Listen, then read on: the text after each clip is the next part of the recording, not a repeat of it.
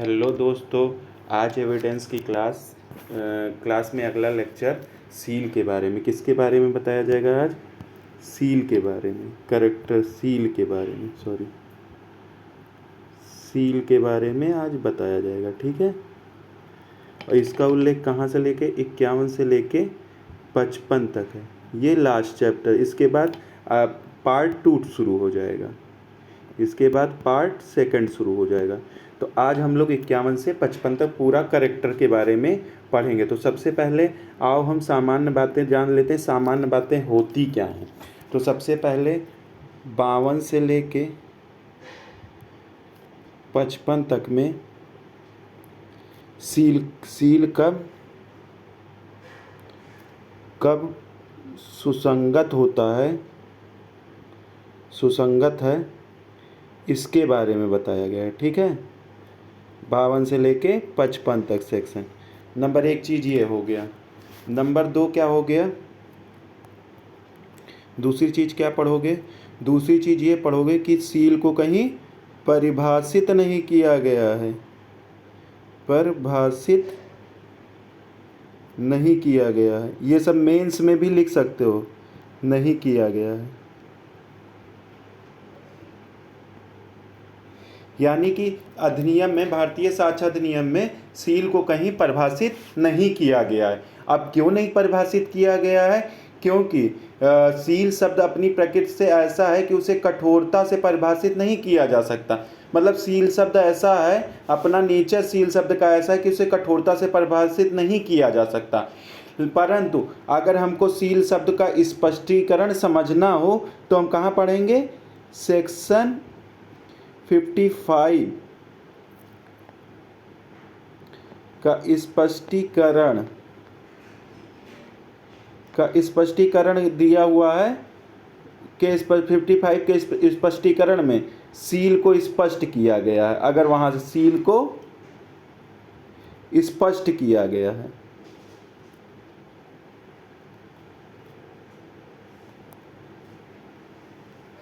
अब आप आ जाओ, दो चीजें सामान्य बातों में समझ में आ गया। अब नंबर 3 आ जाओ। इसमें नंबर 3 में क्या पढ़ोगे? 52 तथा 55 जो धारा है, ये दोनों साथ में पढ़नी चाहिए। ये किस मामले में? इसको देखो, ये सिविल मामले में सुसंगत होता है। पहले सामान्य बातें वो बता देते, तब डायरेक्ट पढ़ते हैं। सिविल मामलों में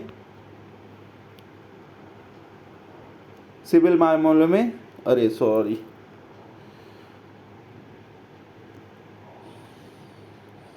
ओहो कहाँ गया?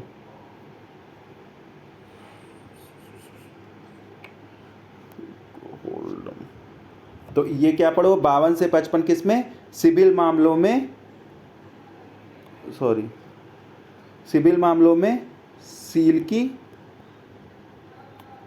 सुसंगति से संबंधित है। ठीक है, सुसंगति से संबंधित है। 52 से 55 सिविल मामलों में सुसंगत से संबंधित है। फिर उसके बाद आ जाओ 53 एंड 54, ये किसमें? ये डांडिक मामलों में। ठीक, डांडिक मामलों में, ये डांडिक मामलों में सुसंगत है। इतनी चीज़ें आई होप समझ में आ गया होगा। अब आ जाओ, सील शब्द का अर्थ क्या होता है ये समझ लिया जाए, क्योंकि चैप्टर शुरू करने से पहले इतनी चीज़ें तो समझ में आनी चाहिए। सील शब्द का अर्थ क्या होता है? देखो, सील तथा प्रतिष्ठा, सील और प्रतिष्ठा को कभी समानार्थी शब्द नहीं है। सील और जो प्रतिष्ठा होती है ये समानार्थी नहीं है। प्रतिष्ठा और सील समानार्थी नहीं है। क्यों नहीं? सील वो है, क्या है? व्यक्ति वस्तुतः जैसा, व्यक्ति जैसा है, वस्तुतः जैसा है, ये वस्तुतः जैसा है व्यक्ति, उसके बारे में बताता है। सील किसके बारे में बताता है? कोई व्यक्ति वस्तुतः कैसा है उसके बारे में बताता है। और प्रतिष्ठा कैसा है? ये प्रतिष्ठा दूसरों द्वारा मूल्यांकन किया जाता है, दूसरों के मूल्यांकन पर आधारित होता है। ये किस पे आधारित होता है? प्रतिष्ठा दूसरों के मूल्यांकन से होता है। प्रतिष्ठा दूसरों के मूल्यांकन से होता है। तो अब आ जाओ धारा 55 के स्पष्टीकरण में देख लिया जाए सील को क्या बताया गया है। सील का जो स्पष्टीकरण किया गया है वो देख लिया जाए। अभी मैं कुछ चीज़ें लेके आया हूँ जो सबसे आसान तरीके से, आखिरी में मैं पूरा कंसाइज फॉर्म में करके और बहुत अच्छे से मैंने समझा दिया, उसको बना दिया हूँ। तो वो लिख लेना, वो एग्ज़ाम में रटने के काम और बहुत अच्छे से समझने के काम आ जाएगा। कि स्पष्टीकरण के अनुसार सील में देखो क्या कहता है स्पष्टीकरण में, सील में व्यक्ति की प्रतिष्ठा तथा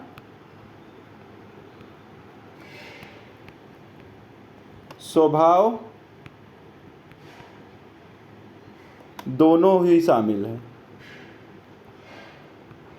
दोनों ही शामिल हैं। तो ये कौन सा कहता है? ये कौन कहता है? ये कहता है 55 का स्पष्टीकरण के अनुसार। इतनी चीज़ें समझ में आ गई?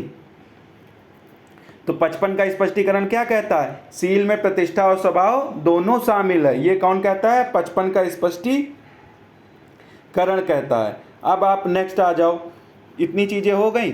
अब इसी में अर्थ वाला मैंने चीज़ें बता दी। दूसरा देख लो। दूसरा क्या है? 52 से 55 के प्रयोजनों में जो 52 से 55 का प्रयोजन दिया है, शब्द का वही अर्थ होगा। तो धारा 55 जो 52 से 55 में सील शब्द का उपयोग किया जाएगा वो कैसा होगा? वो जो 55 का स्पष्टीकरण दिया उसी के अनुसार होगा। 55 के स्पष्टीकरण के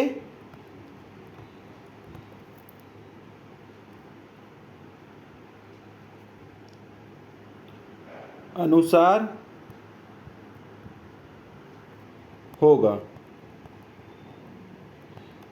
तो इसमें स्पष्टीकरण के अनुसार क्या होगा? धारा 52 जो है, धारा 53 जो है, धारा 54, धारा 55 में जो सील शब्द आया है उसमें ख्याति और स्वभाव दोनों आएंगे। तो 52 से 52 to 55 तक में जो सील है इसमें क्या है? जो सील शब्द दिया है इसमें क्या आएगा? इसमें ख्याति प्लस स्वभाव दोनों को शामिल किया गया है। ये इसमें दोनों ख्याति और स्वभाव दोनों में शामिल किया गया है। परंतु उसमें एक देखो, एक परंतु भी बताया है। बेयर एक्ट खोल लेना, उसका 55 का स्पष्टीकरण देखो क्या कहता है। परंतु 55 में यथा उपबंध के सिवाय 54 में जो धारा 54 के सिवाय 54 में जो चीज़ें उपबंधित हैं 54 सेक्शन 54 के सिवाय इसको छोड़ के 54 को छोड़ कर बाकी सब में क्या? केवल क्या? साधारण ख्याति, सब चीज का नॉर्मल साधारण ख्याति और साधारण स्वभाव का प्रयोग किया जाएगा। ठीक है? साधारण स्वभाव, ना कि विशिष्ट कार्यों के लिए विशिष्ट भाव या विशिष्ट क्या बोलते हैं विशिष्ट ख्याति या विशिष्ट स्वभाव का प्रयोग किया जाए, केवल धारा 54 को छोड़ के। आई होप इतनी चीज़ें आप लोगों को समझ में आ गई होंगी। अब आप आ जाओ, सीधे पढ़ते हैं हम। कहाँ गया? सॉरी। अब हम पढ़ते हैं शुरू से सेक्शन क्या क्या चीज़ कहता है। तो बेयर एक्ट खोल लेना। मैं बेयर एक्ट को कंसाइज फॉर्म में करके इसको उदाहरण के साथ लेके आया हूँ। तो अभी मैं जो पढ़ाऊँगा, क्या पढ़ाऊँगा जानते हो? अभी मैं पढ़ाऊँगा सिविल मामले में, सिविल जो मैटर है, सिविल मैटर में किसका? सील की सुसंगति।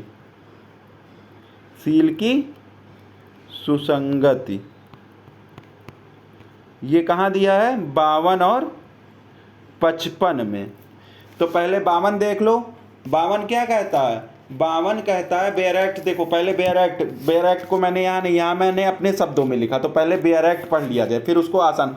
क्या कहता है? सिविल मामलों में अध्यारोपित आचरण साबित करने के लिए सील विसंगत है। सिविल मामलों में यह तथ्य कि किसी संप्रकृत व्यक्ति का सील ऐसा हो कि जो उस पर अध्यारोपित किसी आचरण या अधिसंभाव या अनधिसंभाव बना देता है। विसंगत है, वहां तक के सिवाय जहां तक कि ऐसे सील अन्यथा सुसंगत तथ्यों से प्रकट होते हैं। तो अब आप ये नॉर्मल भाषा में देखो, समझो क्या होता है। नॉर्मल भाषा में देखो, मैं इसको आसान करके समझा दे रहा हूँ, बहुत आसान करके मैं लिख के लेके आया उदाहरण। 52 क्या कहता है, अगर किसी मुकदमे में, मुकदमा मतलब सिविल मुकदमे में, इसको सिविल से जोड़ लेना, अगर किसी सिविल मुकदमे में व्यक्ति के चरित्र को लेकर कोई बात साबित करनी है तो उस व्यक्ति का चरित्र संबंधित साक्ष्य प्रस्तुत करना महत्वपूर्ण नहीं है जब तक चरित्र स्वयं मुद्दा ना हो। जब तक चरित्र स्वयं मुद्दा उसमें ना हो तब तक सिविल मैटरों में कैरेक्टर को नहीं अब जैसे इसका उदाहरण से समझ जाओगे, उदाहरण बहुत आसान है। मान लीजिए कि एक प्रॉपर्टी के मामले में अगर किसी पक्षकार का कहना है कि सामने वाले पक्षकार ने प्रॉपर्टी हथियाने के लिए झूठ बोला था, तो सिर्फ इसलिए कि सामने वाले पक्षकार पहले से ही झूठा है या साबित करने के लिए साक्ष्य पेश करना महत्वपूर्ण नहीं होगा, क्योंकि मुकदमा प्रॉपर्टी पर, चरित्र पे नहीं है। अगर मान लो हथियाने के लिए उसने झूठ बोला और मामला कैसा प्रॉपर्टी का चल रहा, तो पहले अगर उसने कभी झूठ बोला तो वो साक्ष्य थोड़ी हम देंगे उसके कैरेक्टर के बाद, हम तो पहले ये दिखाएंगे कि वो प्रॉपर्टी मेरी है, इसको हम साबित करेंगे। तो ये सेक्शन 52 हो गया। अब इसी के साथ आ जाओ, सेक्शन 55 पढ़ लिया जाता है। आ जाओ सेक्शन 55। 55 कहाँ है? हाँ, ये है 55। तो पहले बेयर एक्ट पढ़ लेते। नुकसानी पर प्रभाव डालने वाले सील, नुकसानी पर प्रभाव डालने, सिविल मामलों में यह तथ्य है कि किसी भी व्यक्ति का सील ऐसा हो जिसका नुकसानी की रकम पर जो उसे मिलना चाहिए प्रभाव पड़ता हो तो सुसंगत। तो 52 में तुम पढ़े हो कि सील सुसंगत नहीं होता, सील का साक्ष्य नहीं दिया जाएगा, लेकिन 55 में एक कंडीशन उसका अपवाद बता दे रहा है कि किन मामलों में आप सील का साक्ष्य दे सकते हो सिविल मामलों में। तो आप पढ़ो, धारा 55 के अनुसार दीवानी मामले में किसी व्यक्ति के चरित्र तब महत्वपूर्ण होता है जब वह चरित्र पीड़ित को मिलने वाले हर्जाने की राशि को प्रभावित करता हो। कैसे? पीड़ित को मिलने वाले हर्जाने मतलब प्रतिकर जो मिलेगा उसको क्या कर प्रभावित करता हो। तो अब पढ़ लो क्या कहता है। देखो उदाहरण मैं लेके आया हूं। मान लीजिए कि एक व्यक्ति ए बी ने मानहानि का मुकदमा किया। ए पर बी ने क्या किया? मानहानि का मुकदमा किया, क्योंकि ए ने बी के बारे में झूठी और मानहानिकारक बातें फैलाई थी। बी में मुकदमे के हर्जाने के रूप में कुछ राशियां मिलनी हैं। अगर बी का चरित्र समाज में पहले ही खराब होता है तो एक क्या वकील कह सकता है कि बी को मिलने वाले हर्जाने की राशि कम होनी चाहिए, क्योंकि बी की प्रतिष्ठा पहले से ही क्या है? कम है, और ए की झूठ फैलाई बातों से बी को कोई नुकसान सीमित हुआ है। इस प्रकार बी का पहले से ही खराब चरित्र मुकदमे में बी को मिलने वाले हर्जाने की राशि पर प्रभाव डाल सकता है, इसलिए बी का चरित्र संबंधी साक्ष्य महत्वपूर्ण है। तो ये चीज़ इंपॉर्टेंट। अब मान लो तुम वकील हो, तुम्हारे सामने मानहानि का मुकदमा आया, मानहानि का मुकदमा तुमने किया और तुम सोच रहे हो अपने मौकिल को कम प्रतिकर, वो अगर मानहानि का मुकदमा हार गया तब भी तुम एक चीज़ होना चाहिए कि उसको कम प्रतिकर देना, हर्जाना उसको कम देना। तो तुमको ये दिखाना चाहिए कि तुम्हारा जो विरोधी है, सर इसका कैरेक्टर पहले ही है, इसका चरित्र खराब था, तो मेरे जो मौकिल अगर इसने कोई मानहानि की चीज़ें की तो उससे इसका समाज पे, इसके कैरेक्टर पे ज़्यादा असर नहीं पड़ा, इसको पहले से ही लोग समाज में बुरा जानते थे। तो अतः न्यायालय से निवेदन कर सकते हैं सर जो प्रतिकर की राशि लगाई गई है वो कम लगाई जाए। ठीक है, तो ये हो गया 55। अब आ जाओ आप क्रिमिनल मामले में। 53 है क्रिमिनल मामले में आ जाओ।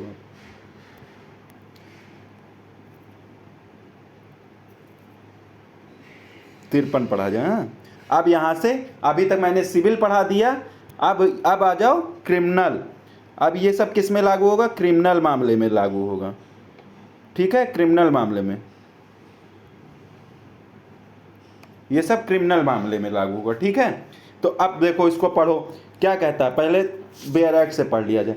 दांडिक मामलों में पूर्वोत्तन अच्छाशील सुसंगत है। क्या कहता है? पूर्वोत्तन अच्छाशील सुसंगत है। दांडिक कार्रवाइयों में यह तथ्य सुसंगत है कि अभियुक्त अच्छे सील का है, तो दांडिक मामलों में सील सुसंगत होता है। 52 में सिविल मामलों में नहीं होता है, 53 में दांडिक मामलों में सील सुसंगत होता है। तो अब आ जाओ, ये क्या कहता है? ये कहता है कि आपराधिक मामलों में अभियुक्त का पूर्व अच्छा चरित्र संबंधित साक्ष्य प्रस्तुत करना महत्वपूर्ण होता है।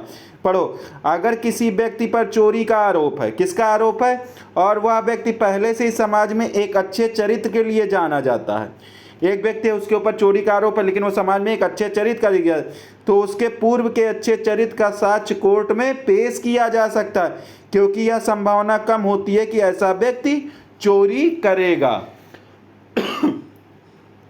तो आई होप ये समझ में आ गया। इसकी एक टिप्पणी इसमें भी दी है, किताब में भी पढ़ लेना। यह धारा इस सिद्धांत पर आधारित है, यदि कोई व्यक्ति लगातार काफी समय से अच्छा चरित्र कर रहा हो तो सामान्य अनुभव यह कहता है कि किसी विशिष्ट अवसर पर उसका चरित्र अच्छा होगा। इसी का मैंने उदाहरण बना के डाल दिया है, तो ये किताबों में या कहीं नहीं मिलेगा, ये मैंने खुद बना के और डाल दिया। तो इसको देख लेना, इसको लिख लेना, ये बहुत उपयोगी है। अब आप आ जाओ 53A। 53A क्या कहता है? देखो, अगर 53A पढ़ोगे, देखो पहले हम समझा दे रहे 53A क्या कहता है। 53A कहता है कतिपय मामलों में सील और पूर्व लैंगिक अनुभव के साथ सुसंगत हैं, ना कि होना। क्या है? भारतीय दंड संहिता की धारा 354, 354A, 354B, 354C, 354D, 376, 376A से लेके डी 376 में जितनी धाराएं सबको शामिल करने के अधीन किसी अपराध के किसी अभियोजन में या किसी ऐसे अपराध के करने में प्रयत्न के लिए जहां संपत्ति का प्रश्न विवाद है, वहां पीड़ित के सील या ऐसी व्यक्ति का किसी व्यक्ति के साथ पूर्व लैंगिक अनुभव का साक्ष्य ऐसी सम्मत या सम्मत की गुणवत्ता के मुद्दे पर सुसंगत नहीं होगा। तो अब देखो, इसको मैंने बड़ी आसान भाषा में और बहुत अच्छे तरीके से बना दिया। पढ़ो, क्या है 53 के अनुसार, क्या है धारा 53 के अनुसार यौन अपराधों के मुकदमे में जहां सहमति मुद्दा हो, क्या मुद्दा हो? मुद्दा क्या हो? सहमति का मुद्दा हो। किस चीज का मुद्दा हो? सहमति का मुद्दा हो। और पीड़ित के चरित्र या पीड़ित के पूर्व लैंगिक अनुभव का साक्ष्य प्रस्तुत करना महत्वपूर्ण नहीं होता। ये किसमें बताया है? ये बता दिया 53A में। तो इसको पढ़ो बार, इसका उदाहरण पढ़ो। अगर किसी महिला पे क्या हुआ? यौन हमला हुआ है। अगर किसी महिला पर यौन हमला हुआ है और वह मुकदमे में क्या कहता है? सहमति। तो क्या कहता है कि मुकदमे में सहमति, तो हाँ देखो, अगर किसी महिला पर यौन हमला हुआ है और मुकदमे में सहमति का मुद्दा, किसका मुद्दा उठा? सहमति का। तो महिला के पूर्व यौन अनुभवों का चरित्र को साबित करने के लिए साक्ष्य पेश करना महत्वपूर्ण नहीं होता, क्योंकि सहमत की प्रकृति पर साक्ष्य प्रस्तुत करना महत्वपूर्ण होता, पीड़ित के पूर्व के चरित्र का अनुभव पर नहीं। यानी कि इसमें 53 सीधे सीधे ये जानो कि एक्यूज्ड है, एक्यूज्ड का प्रोसिक्यूशन हो रहा है। कैसा अंडर किसके हो रहा है? 354 की धारा लगी हुई है, 354A, 354B, 354C, 354D, 376, 376A। देखो, इसको मैं समझा दे रहा हूँ बढ़िया से। देखो, सेक्शन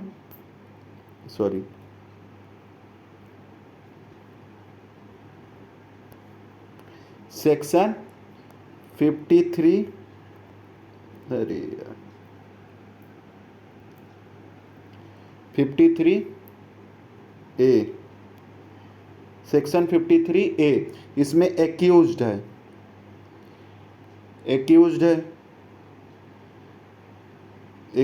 ठीक है। एक्यूज्ड का क्या हो रहा है? क्या हो रहा? प्रोसिक्यूशन हो रहा है उसका। क्या हो रहा है? प्रोसिक्यूशन हो रहा है उसका। मुकदमा चल रहा है ना, प्रोसिक्यूशन हो रहा है। क्या हो रहा है प्रोसिक्यूशन में? उसके ऊपर इल्ज़ाम एलिज्ड किया गया, इल्ज़ाम ऑफ कमीशन, उसके ऊपर कमीशन का एलिज्ड किया गया है।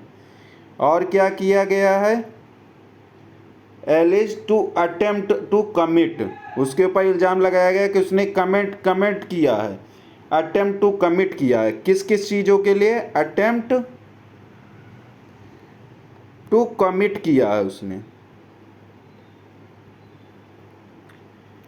अब देखो किसके किसके कौन सा अंडर सेक्शन है? सेक्शन देखो 354, फिर क्या है 354 ए से लेके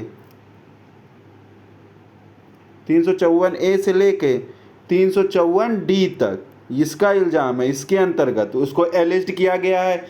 एलिस्ट किया गया किस चीज़ के लिए? अभियोजन में किसी अपराध को करने के प्रयत्न के लिए, या तो उसको 354 ABCD अटेम्प्ट करने के लिए, कमिट मतलब प्रयत्न अटेम्प्ट करने के लिए,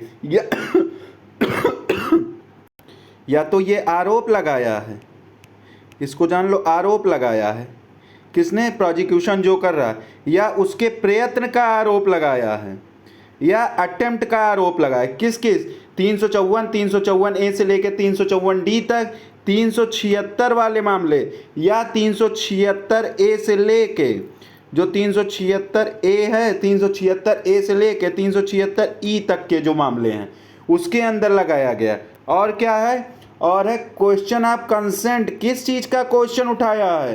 क्वेश्चन ऑफ कंसेंट। क्या है क्वेश्चन? मामला किस चीज़ का? क्वेश्चन कंसेंट का क्वेश्चन उठाया गया है। कंसेंट का क्वेश्चन उठाया गया है। इशू है, ठीक है, इन इशू है consent, question of issue in issue. तो क्या इन इशू है? तो इसमें क्या, उसका सामान्यतः जो कंसेंट है वो रिलेवेंट नहीं होगा, या क्या नहीं होगा, जो क्वालिटी ऑफ क्वालिटी देखा दिया नहीं है, पढ़ो नीचे, सम्मत की गुणवत्ता का उद्देश्य, क्वालिटी ऑफ कंसेंट, दो प्रयोजन है कि क्या कंसेंट उसने दिया था या कंसेंट किसी माध्यम, उसकी कंसेंट का उद्देश्य था, ये भी सुसंगत नहीं होगा। और क्या चीज़ नहीं, नॉट रिलेवेंट होगी? नॉट रिलेवेंट, क्या क्या नॉट रिलेवेंट होगी? क्या क्या दो चीज नॉट रिलेवेंट होंगी? क्या क्या नॉट रिलेवेंट होंगी? एक का है विक्टिम का, क्या है विक्टिम का, क्या है विक्टिम का सील रिलेवेंट नहीं होगा, चरित्र रिलेवेंट नहीं होगा, ये रिलेवेंट नहीं होगा। और उसका क्या, उसका हर प्रीवियस, हर उसका जो होता है प्रीवियस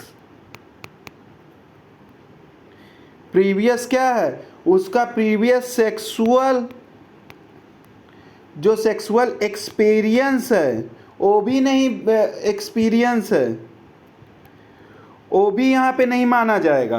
तो नॉट रिलेवेंट क्या होगा? विक्टिम का करेक्टर भी नहीं रिलेवेंट होगा, विक्टिम का पूर्व एक्सपीरियंस, सेक्सुअल एक्सपीरियंस भी यहाँ सुसंगत नहीं होगा। ये आप 53 में पढ़ लिए। आई होप आपको ये समझ में आ गया होगा। अब आप आ जाओ 53 के बाद 54 देखते हैं।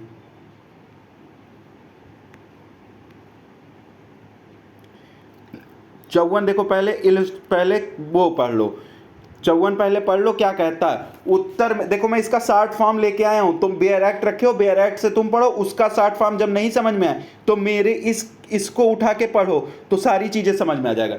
तो उत्तर में होने के सिवाय पूर्वोत्तर बुरा सील सुसंगत नहीं है। डांडिक कार्रवाइयों में यह तथ्य कि अभियुक्त व्यक्ति बुरे सील का है विसंगत है जब तक कि इस बात का साक्ष्य न दिया गया हो कि वह अच्छे सील का है, जिसके दिए जाने की दशा में वह सुसंगत हो जाता है। तो अब पढ़ो क्या कहता है स्पष्टीकरण। यह धारा उन मामलों में लागू नहीं होता जिनमें किसी व्यक्ति का बुरा सील स्वयं विवादक तथ्य हो, पूर्व दोष सिद्ध बुरे सील के साक्ष्य के रूप में सुसंगत है। पूर्व दोष सिद्ध क्या है? स्पष्टीकरण 2 खूब पूछता है, इंपॉर्टेंट है। स्पष्टीकरण 2 खूब पूछता है, इसमें 2 स्पष्टीकरण है, एक्सप्लेनेशन है इसमें 2, फर्स्ट और सेकंड। फर्स्ट में क्या है कि बुरा सील स्वयं विवादक हो, तो बुरा सील स्वयं, तो बुरा सील सुसंगत हो जाएगा। तो एक में बुरा सील स्वयं विवादक हो तो यहां पे बुरा सील दे सकते हो। और क्या हो? पूर्व दोष सिद्ध बुरे सील के साक्ष्य के रूप में, पूर्व दोष सिद्ध है अगर, तो वो भी तुम दे सकते हो बुरे सील के रूप में, साक्ष्य के रूप में। तो ये 54। अब 54 पढ़ लो, देखो क्या कहता है। कहता है 54 कहता है आपराधिक मामलों में अभियुक्त का पूर्व बुरा चरित्र संबंधी साक्ष्य प्रस्तुत करना महत्वपूर्ण नहीं है, नहीं प्रस्तुत किया जा सकता, सुसंगत नहीं है। महत्वपूर्ण मतलब यहाँ महत्वपूर्ण है, यहाँ सुसंगत कर लो, सुसंगत, जहां जहां महत्वपूर्ण अगर सुसंगत नहीं है, जब तक कि यह साबित ना हो जाए कि उसने पहले अच्छे चरित्र का साक्ष्य पेश किया हो। तो ये 54 क्या कहता है कि सामान्यतः क्रिमिनल मामलों में आप बुरे सील का साक्ष्य नहीं दे सकते हैं, परंतु अगर किसी मामले में क्या बोलते हैं व्यक्ति अच्छे सील का साक्ष्य दे रहा है अभियुक्त, तो आप बुरे सील का साक्ष्य प्रस्तुत कर सकते हो, परंतु इसमें दो कंडीशन दी गई है। नंबर 1, अगर उस व्यक्ति के ऊपर मुकदमा जो चल रहा उसमें उसका बुरा सील ही विवादक तथ्य है, मतलब उसका बैड कैरेक्टर ही विवादक तथ्य है, तब तुम क्या बैड कैरेक्टर को दे सकते हो न्यायालय में। या पूर्व दोष सिद्धि, अब पूर्व दोष सिद्धि अगर पहले किसी अपराध के लिए दोषी साबित हुआ है तो उसको भी तुम न्यायालय में प्रस्तुत कर सकते हो, वो भी बुरे सील के रूप में, लेकिन बुरे यहाँ 54 में उसको रिस्ट्रिक्टेड नहीं किया गया है, रोका नहीं गया है। तो अब इसका पढ़ लो, वो है उदाहरण। अगर किसी व्यक्ति पर क्या है, देखो उदाहरण बहुत बढ़िया लेके आया हूँ। अगर किसी व्यक्ति पर हत्या का मुकदमा चल रहा है और उसे कोर्ट में अच्छे चरित्र का साक्ष्य पेश किया है, तो प्रतिपक्षी प्रोसिक्यूशन के पास उसके पूर्व के बुरे सील का साक्ष्य पेश करने का मौका होता है। तो आई होप आप लोगों को इतने सेक्शन समझ में आ गए होंगे। देखो तो यहां ऐसे बना लो शॉर्ट फॉर्म में याद करने के, सिविल और क्रिमिनल। तो सिविल में कौन कौन सा पढ़ोगे, 52 और 55 पढ़ोगे। यहाँ पे क्या होता है, सील का साक्ष्य ही नहीं दिया जा सकता, यहाँ सील का साक्ष्य नहीं दे सकते हो। यहाँ सील का साक्ष्य दे सकते हो, कब दे सकते हो, जब प्रतिकर का निर्धारण करना हो, प्रतिकर का निर्धारण करना हो। अब यहाँ आ जाओ क्रिमिनल में। क्रिमिनल में क्या पढ़ोगे, 53 पढ़ोगे, 53A पढ़ोगे और 54 पढ़ोगे।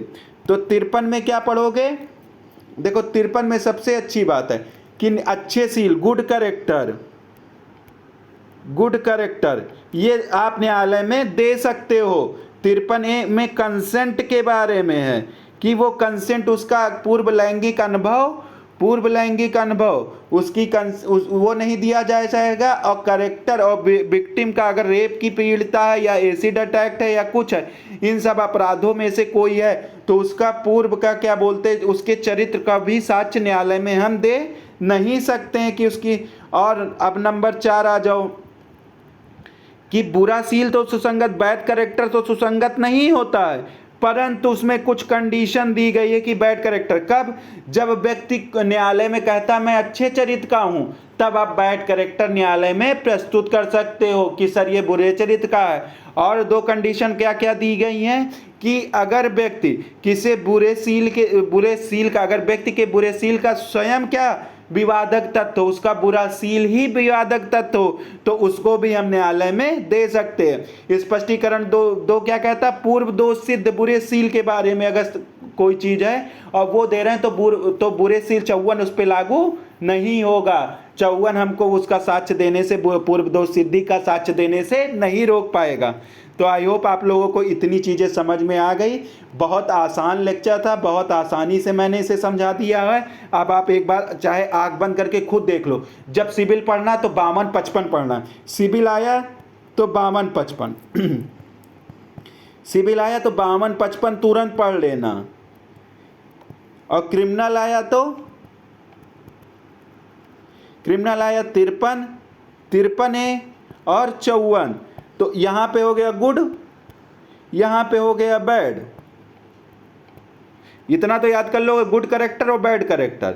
53 में गुड कैरेक्टर, 53 में गुड कैरेक्टर और 54 में बैड कैरेक्टर। यहाँ कंसेंट के बारे में किसके कंसेंट के बारे में? जिसके साथ 354 का अपराध हुआ हो या जिसके साथ 376 का अपराध हुआ हो, तो उसकी कंसेंट के बारे में क्या माना जाएगा? न्यायालय ये माना जाएगा कि उसके साथ जो अपराध किया या अपराध करने का प्रयत्न किया गया, तो पीड़ित के जो कैरेक्टर के बारे में है, ऐसे व्यक्ति के साथ उसका पूर्व लैंगिक अनुभव साक्ष्य देना उसकी सहमति नहीं हम साबित कर पाएंगे उसके द्वारा, या उसका जो चरित्र है उसके द्वारा हम उसकी सम्मति को साबित नहीं कर सकेंगे।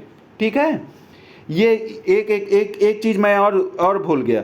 जो 53A है ये 2013 में जोड़ी गई, मोस्ट इंपॉर्टेंट है, इसको याद कर लेना। JS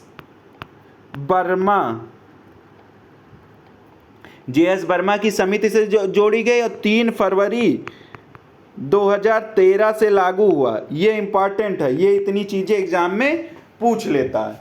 तो आई होप आप लोगों को इतनी चीजें क्लियर हो गई होंगी।